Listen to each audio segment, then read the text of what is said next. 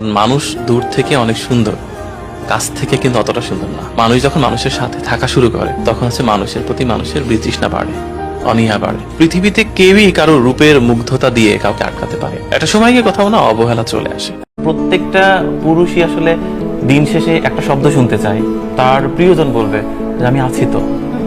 দেখেন, সে যত কিছুই ঘটে যাক তার জীবনে, বাট দরজার পাশে মানুষটি যখন তাকে প্রথমে বলবে তোমার কোনো ভুল নেই, আমি আছি তো, যা কিন্তু ভুলে গেছো আবার কালকে হবে, আজকে টেনশন নেওয়ার দরকার নেই, ওনার খুব ভালো থাকবেন। কিন্তু দরজার পাশের মানুষটা যদি কোথাও মুখ গোমড়া করে যদি একটা বিষ মাখা তীর নিয়ে অপেক্ষা করে, ওনাদের জন্য ভালো লাগবে? কারোর জন্য লাগবে না। নিজেকে গোপন করার চেষ্টা করেন। যত বেশি মানুষের কাছে নিজেকে এক্সপোজ করবেন, কাজের বরকত কমে যাবে। আল্লাহ পাক বলছেন ওয়াকুলিল হাক্কু মির রাব্বিকুম, সত্য সেটাই যা তোমার রবের পক্ষ থেকে আসে। ফামান শাআ ফালইউমিন, যার ইচ্ছা হয় বিশ্বাস করুক, ওয়ামান শাআ ফালইয়াকফুর, যার ইচ্ছা হয় সে অস্বীকার করুক। এই কারণে আমরা বলি ফেসবুকে এত বেশি ছবি দেওয়া, এই আই ওয়াশ করা, এই যে শো ডাউন করা, এগুলো বন্ধ করেন।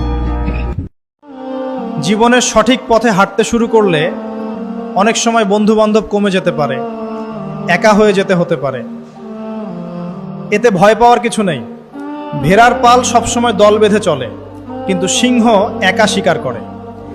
ভুল পথে ভিড়ের অংশ হওয়ার চেয়ে সঠিক পথে একা হেঁটে যাওয়া অনেক বেশি মর্যাদাপূর্ণ। নিজের ওপর ও মহান আল্লাহর ওপর বিশ্বাস রেখে সামনে এগিয়ে যান। পুরুষ মানুষ কি জিনিস কেমন করে বুঝবেন? সারাটা জীবন ক্ষয় করে ফেলায়। যদি আপনি তার আনুগত্য করেন, তার সামনে সুন্দর মতো থাকেন, তার কথার সাথে তর্ক না করেন, ভালোবাসা দিয়ে থাকেন, আপনার জন্য সে জীবন দিতে প্রস্তুত থাকে। এরকম পুরুষ মানুষ। আপনাদেরকে কেউ চোখ তুলে তাকে চোখ তুলে ফেলাবে, এরকম পুরুষ মানুষ। পৃথিবীর কোন সৃষ্টির কাছে যারা পরিমাণ কিচ্ছু পাওয়ার আশা করবেন না। একটু আশা করবেন আপনি কষ্ট পাবেন। কারো কাছে কোনো আশা করতে যায় না, শুধু আল্লাহর কাছে আশা করেন। সবাই সবার স্বার্থ চেনে, সবাই সবার স্বার্থ চেনে। শুধু আল্লাহ আপনাকে নিঃস্বার্থভাবে ভালোবাসেন, আল্লাহ পাক স্বার্থ চান না। سبيل الدموع سبيل مريح تنهدى يا আল্লাহর পরিকল্পনা আপনার চিন্তার চেয়ে উত্তম। জীবন সবসময় আমাদের ইচ্ছা মতো চলে না, কিন্তু তা সবসময় আল্লাহর সুনির্দিষ্ট পরিকল্পনা মতেই চলে। যা হারিয়ে গেছে তার জন্য আফসোস করবেন না, কারণ আল্লাহ হয়তো এর চেয়ে উত্তম কিছু আপনার জন্য অপেক্ষা করে রেখেছেন।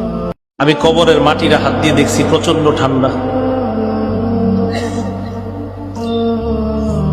আরে আমার ওই সময় মনে পড়ছে দুনিয়াতে বাবা মা আমাদেরকে কত আরামে রাখে। আপনারা এখানে যারা শীতের কাপড় পরে বসে আছেন,